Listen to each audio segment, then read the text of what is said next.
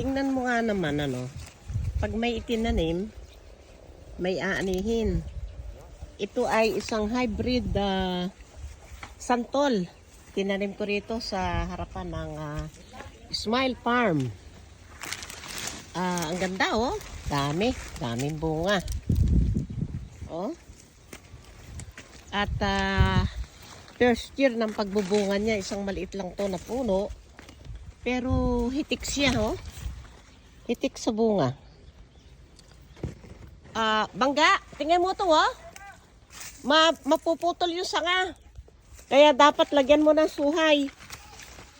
Yan oh, dami.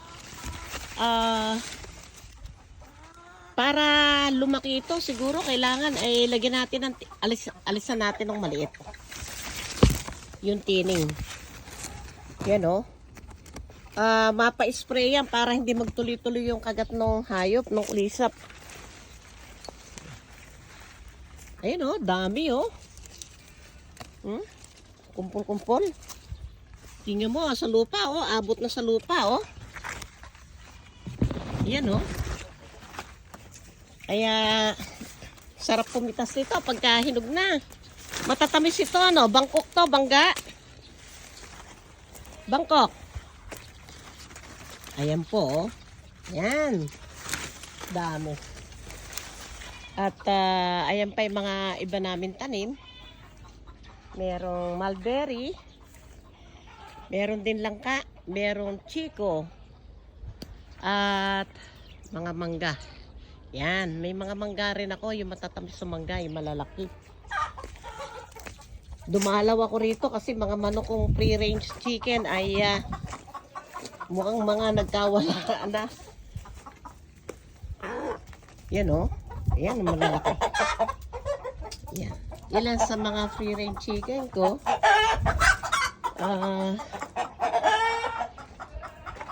Iba. Nanakaw na.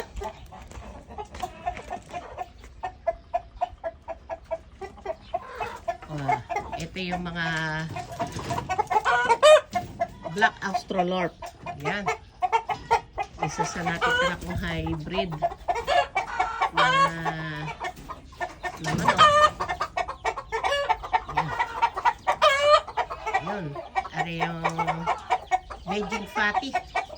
Pinakamasarap na manok sa lahat ng manok sa buong mundo is Beijing Fatty. So, yan, iilan na lang.